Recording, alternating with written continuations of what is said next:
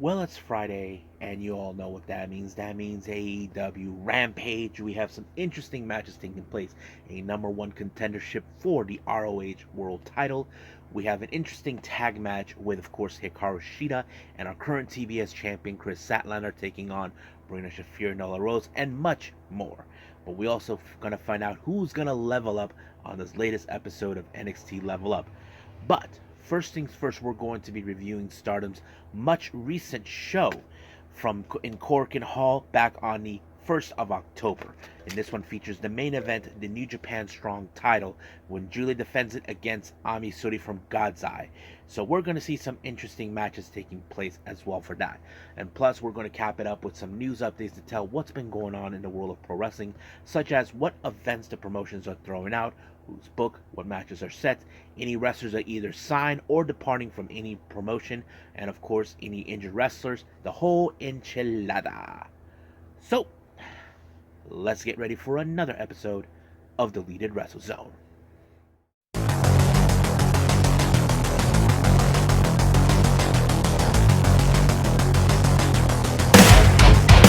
Are you ready? Get up, get up! Get up, get up! Get up, get up! Get up, get up! Get up, get up! Get up, get up!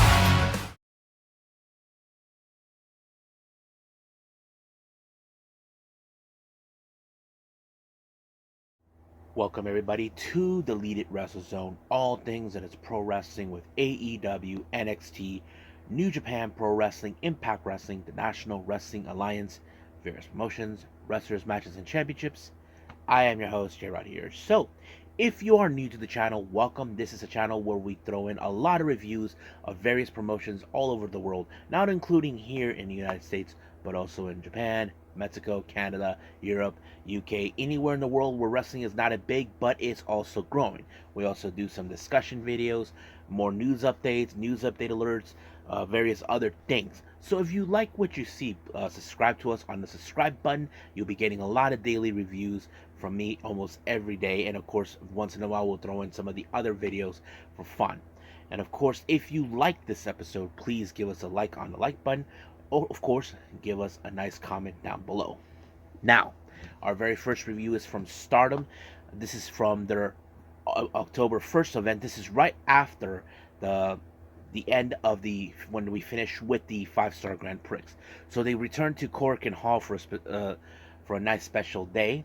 Our opening match is a 4-way match. We have Hanako versus Fukigen Death versus Hina versus Saya Ida. So there's basically a lot of things that were taking place on this. However, of course, some funny moments with Fukigen Death, her reading newspaper and using that as a way. But I kind of figured this match was going to go into her when she applied the O'Connor rolls onto Hanako to pick up to win. So basically, that's one win for her.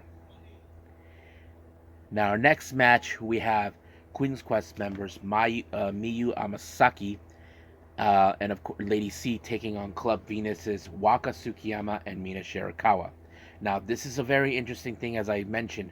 As you know, Mariah May has officially finished her tour with Club Venus, but however, she is not out of the group yet. As you know, there's a lot of variables coming in, but however, this is going to put the team through the test, knowing there's only just 2 members. This was something similar we saw with the Cosmic Angels, but now that they're gaining new members, of course, we have Sario Inoue and Yuna Mizumori, who is the latest member, but let's see how Waka and Mina do themselves. I mean, I have to say they did pretty well. Not to mention, it was Nina who applied the implant in DDT onto Amasaki to pick up the win. So it was a pretty good one right there for them. So they're going to do really well moving forward. But as I mentioned before, there was during a press conference for the Goddesses Tag League, where Mina mentioned there will be a new member in the upcoming New Blood show. So we'll see what happens until then. Next up, we have Mei Seta, Megan Bain, and Zuzu Suzuki taking on the members of God's Eye, consistent of Saki Kashima, Sudi, and Mirai. So you probably can guess this was going to be a very interesting match. Of course, Saki is still scared of none other than Megan Bay. And of course, she thought that she's going to kill her and all this other stuff. But of course, Mita was not going to take any crap from her no matter what. But however, it was the Grand Maestro uh, of Tequila by Suzuki onto, who was it? Onto Kushima to pick up the win. However, something interesting has happened. Now, we the story continues. As soon as the match was over, a masked assailant out of nowhere attacked Mirai wearing a clown mask. Now, we have seen something like this before a couple years ago, back in 2022, where masked assailants were targeting a specific person. So we don't know what that is. Even Mirai asked who the hell was this person. Why didn't this person go after Megan Bain? So it's still unclear why this person was wearing like some kind of a clown mask. And of course, you wearing black robes, but you can see this person bare feet. Don't know what the significance of that. Now, our next match, we have Stars, consisting of Hana, Koguma, and Azuki taking on DDM, consisting of Maika, Tekla, and Mai Sakurai. As you know, this was as you know, Mai Sakurai, who full blown her lady persona has emerged, and of course, she actually, how do I say this? She actually now has money of her own, like with her face imprinted into it. However, but it wasn't Mai Sakurai who picked up the win. It was in fact Maika with the Michinoku driver on Hana. And of course, the so-called lady did her thing, and that was pretty much it. What happened? Now, our next match, we have Oedo Tai, consisting of Rina, Raka, Momo Watanabe, and Natsuko Tora, taking on the Cosmic Angels, consisting of Sario Noe, Yuna Mizumori, Natsupoi, and Tam Nakano. Now, keep in mind, this particular match is very interesting for an outpost before their October 9th show. Natsuko Tora punched her ticket in. If you guys remember clearly, she pinned Tam Nakano, but however, because she was unable to win, I don't know if she was playing smart or anything, she issued the challenge towards Tam to challenge for the red belt as soon as she defeated Natsupoi. As you know, Natsupoi was many people who believed that she was the fan favorite to win the 5-star, but it didn't happen that way. But however, Natsuko Tora hasn't forgotten that the last press conference they had, Tam wasn't there. She had a lot of things to say to her. So basically, that's pretty much it.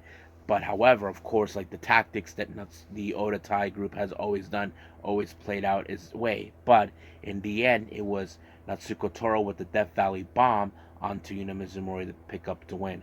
And of course, the promo turned into between Tam and Natsuko. Tam suggested no seconds be allowed to be outside.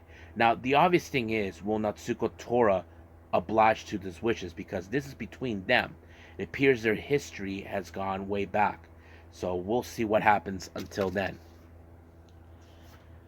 Next up, as you know, it was the 10th anniversary of Azumi, so she faces the icon Mayu Iwatani. But originally the match went into a double countout after 2 minutes and 6 seconds, so there was a restart of the match. Went up 12 minutes over. I had to say it was a pretty good one because you probably would have assumed that was going to be interesting. But however, it was Mayu who applied the Azumi Sushi, one of Azumi's moves to pick up the win. Did a fantastic promo, but she also told everybody, that she remembers how young Azumi is. She is one of the original people that ever started in the company. So she's hoping that she will succeed even further. But however, as soon as that happened, lights turned off. Once again, the masked assailants showed up and attacked her, and they carried her out. We don't know what's the significance. Who are these guys? Why did they took her and all this other stuff? So it didn't end right there. Now, our main event features the New Japan Strong Women's title, Ami Suri, who challenged Julia for this belt. Now, Julia was not too compelled to challenge her, but however, she was a bit more like this. However, Ami Suri has proven why she is a strong wrestler. Sometimes that's who Julia is. But however, Julia defeated her when she applied the Northern Light Bombs, and of course put out a promo towards Ami Suri. However, many people did question about this for Julia. As you know, Julia is scheduled to be here in the States for the Las Vegas show, fighting Spirit Unleashed. We had no clue who the opponent was going to be. Apparently, that answer has been said. They've finally chosen Hyen, who has issued the challenge towards Julia, and of course, apparently, um, it's going to happen. So it will be a match. However, when the lights turned off, out of nowhere, a familiar figure from Stardom's past reemerged. We're talking about Michiko Miyagi, who at the time when in Stardom, known as Andras, returned her back. However, the story tells is that it was Julia who banished her from Stardom to begin with, and now she's up for revenge. Now, I know some of you who might have saw this match were thinking, she's probably after the New Japan belt. No, this is beyond the belt. This is beyond that. So basically, as you know, Michiko represents Glee. So now she's invading Stardom. So that's going to be an interesting. So basically, there will be a one-on-one match between those two. And it's not for the belt. I think this is a battle of, who's the strongest. And I think that's always been clear from there. So I think that's pretty much it with Stardom. I believe it's time to move on with AEW Rampage.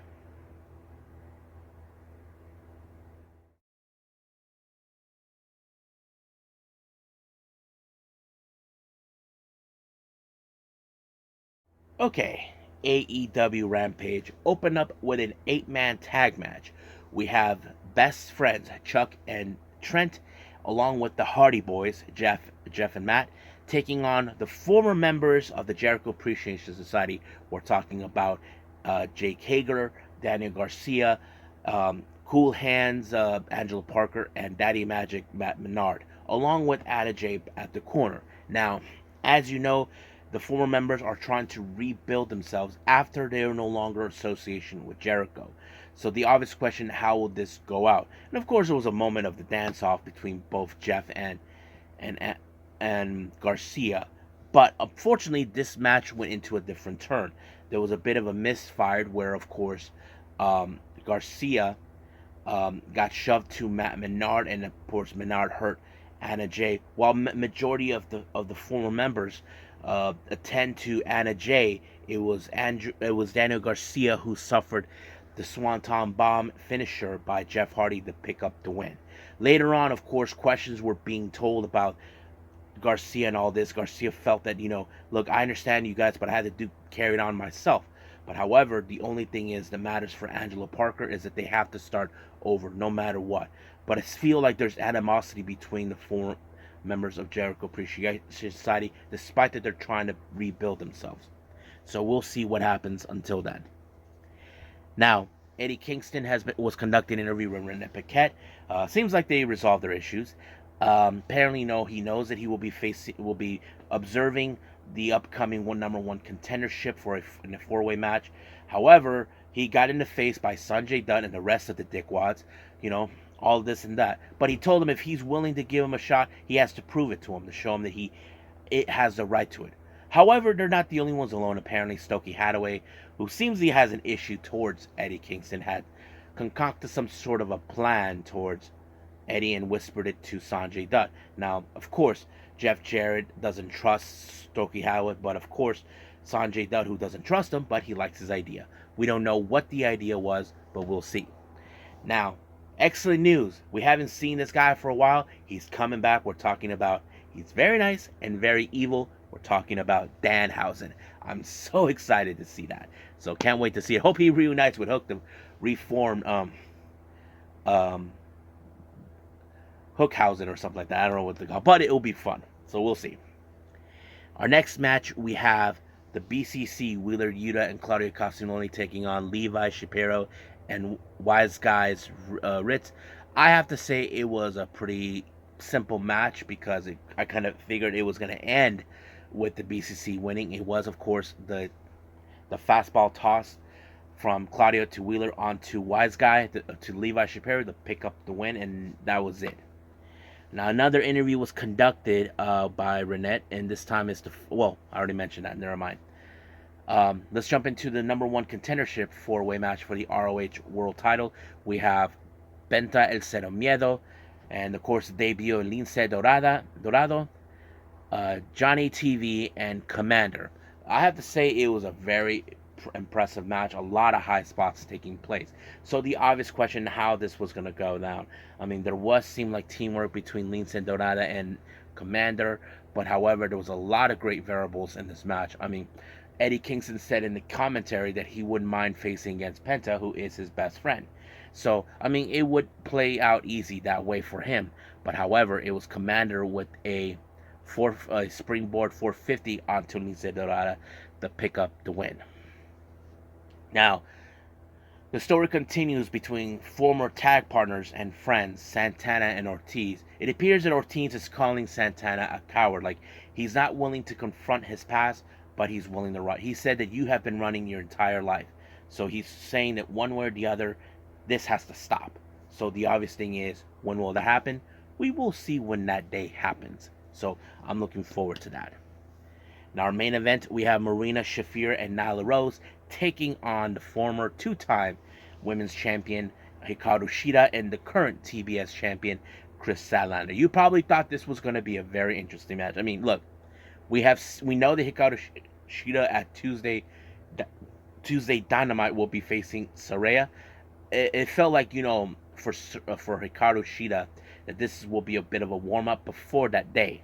However, it was Hikaru Shida with sending a message to Saraya by applying the nightcap, sending a direct message to Saraya to pick up the win on Marina Shafir, and it was over right from there. So we'll see what happens before we get to Tuesday Dynamite. However, we will pay attention to this coming Saturday at Collision to see what's going to take place. So right now, let's move on to our last and final review, and that is NXT Level Up.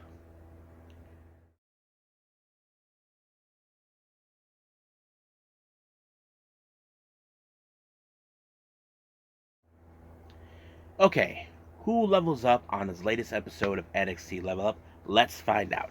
Our first match, we have a women's tag match. We have Kelani Jordan teaming up with Valentina Feroz.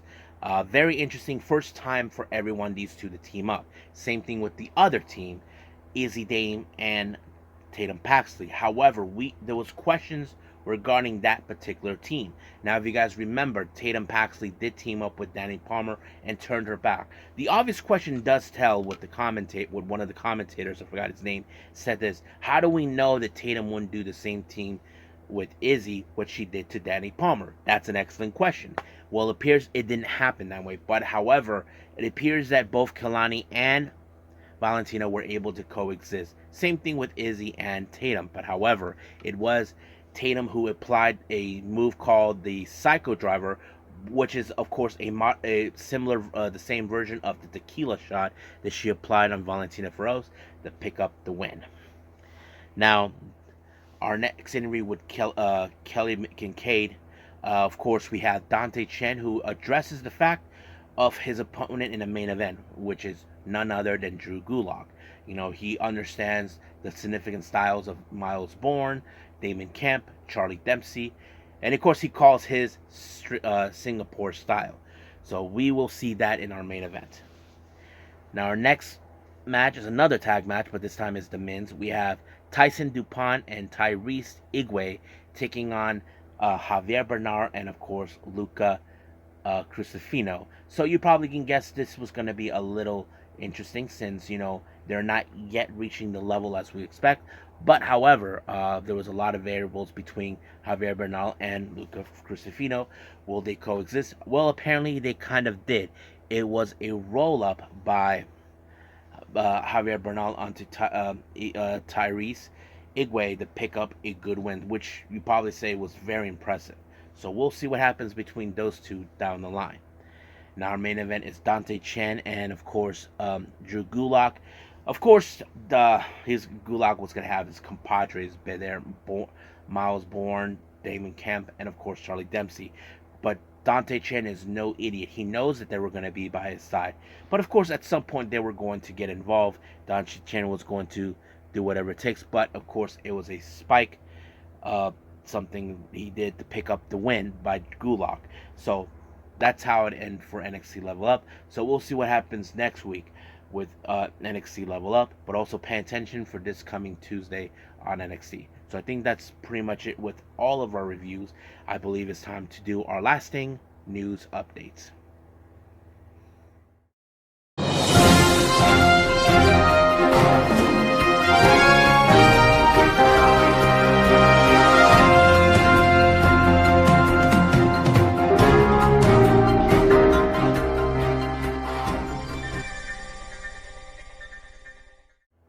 Okay, so welcome to our news updates. So this is what we have.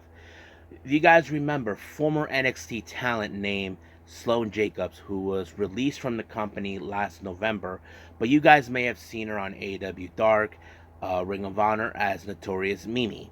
However, ever since her release, interesting news has developed. It appears that now she is on her way with MLW. Seems that she'll be appearing there now. I don't know if she's officially signed to the promotion, but that's the interesting news. So it's very interesting to hear from that, but I'm excited for her to see what she's going to do. Wrestling Observer has reported that there's been talks between both CM Punk and WWE. Now, I know there's cause and concerns because of CM Punk's behavior in the past towards WWE and recently with AEW. And of course, we know that there's talk within the locker room of WWE that they don't want Punk due to the fact of his behavior. So we'll see what happens. It's not they haven't reached an agreement just yet, but there is the possibilities of return. So we will see how that rolls up.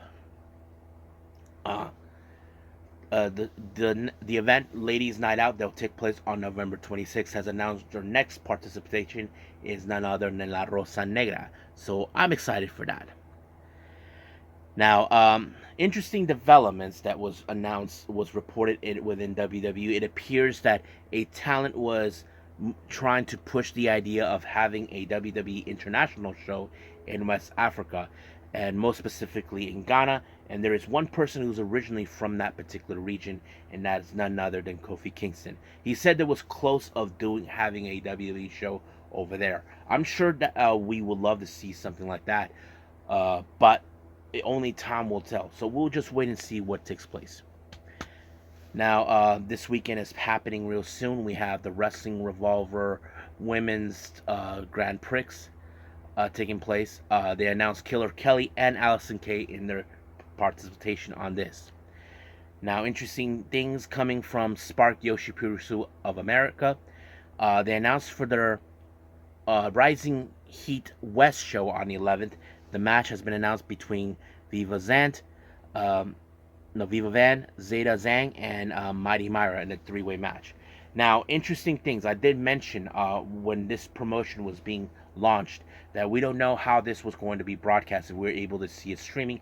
Well, look no further. It was announced that they will have their shows being broadcast by Fight TV. I looked it up recently. If you're just going to order the pay-per-view by itself, it's only $12.99. So I'm particularly going to do that, to pay for both shows to see them.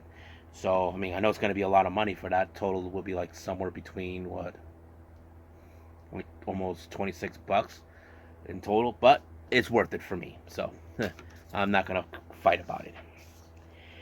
Now, interesting updates between GCW for their Fight Club event, Night 2. Masha Slamovich will be facing Jack Cartwheel. Now, for the Japanese show in Korakuen Hall on the 12th of October, the World on GCW, the GCW title will be on the line. We have Blake Christian defends it against Young, Dumb, and Broke Jordan Oliver. So that's going to be a banger of a match. I'm definitely going to see that one if I can.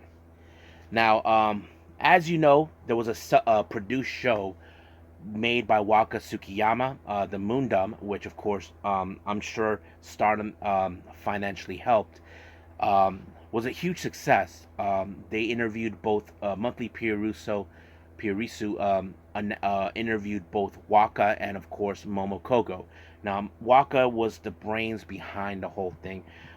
The idea of her doing this show was something she thought of. I mean, for international fans who are mostly speaking English fans to say, hey, come check out this women's show. That was the whole concept of the idea she mentioned.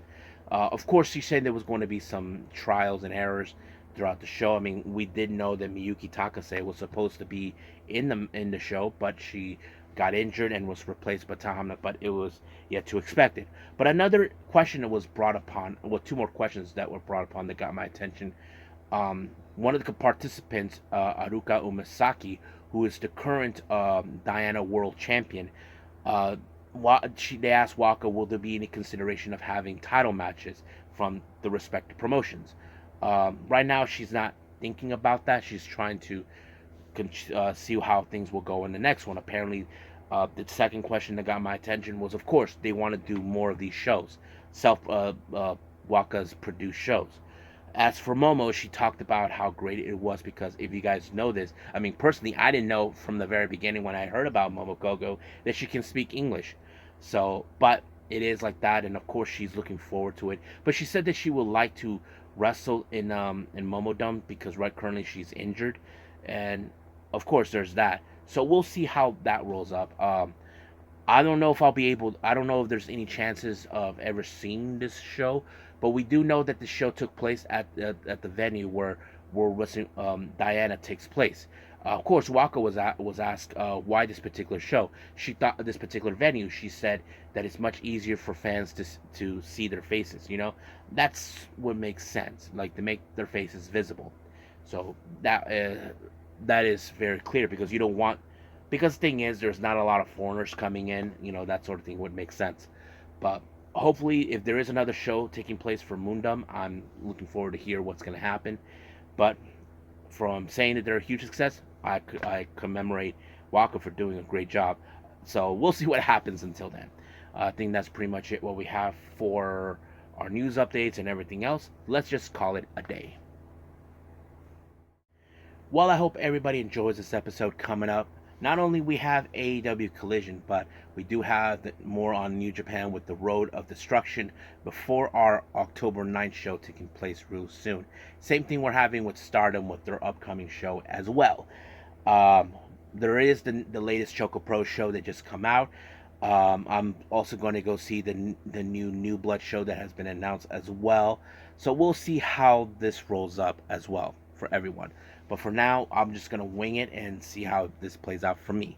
But till then, I will see you guys in the next DWZ time on the same DWZ channel. I must bid all of you adieu. So, goodbye. Mwah. And have a nice day. Bang.